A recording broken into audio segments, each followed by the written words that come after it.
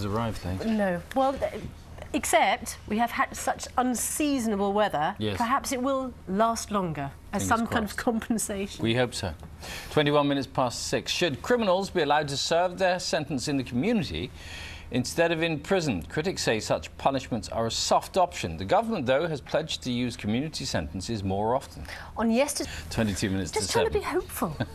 In the news this morning, that survey suggesting a large drop in public satisfaction with the NHS in England, Scotland and Wales. It fell from an all-time high of 70% of people happy with how the NHS was run in 2010 to 58% last year.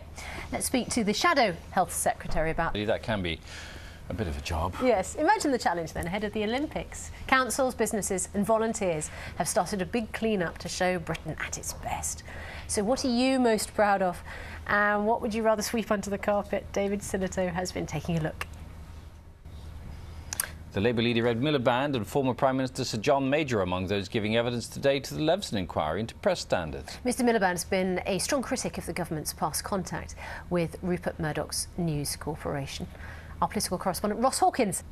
You know, have you seen those big, enormous cars?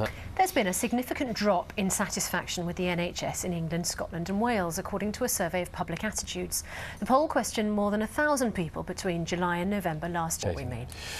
Now, though, looking at the survey that's suggesting a large drop in public satisfaction with the NHS in England, Scotland and Wales. It's the British Social Attitudes Survey, and it found that satisfaction fell from an all-time high of 70% of people happy with how the NHS was run in 2010 to 58% last year. Well, earlier, the Shadow Health Secretary, Andy Burnham, told Breakfast that the figures show people are unhappy with the quality of NHS care.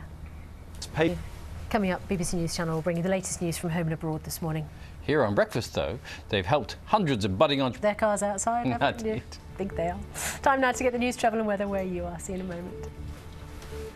In selected cinemas across the UK. And it's brilliant. Here's Carol with a look at this morning's weather. Carol, thanks very much. Now, as a member of the Eagles, Joe Walsh brought his impeccable guitar skills to the band when he joined in the 70s. The result was a series of hits still played often today. Of course, it's been 20 years since his last solo effort, but he's back and he's here to tell us about his latest work.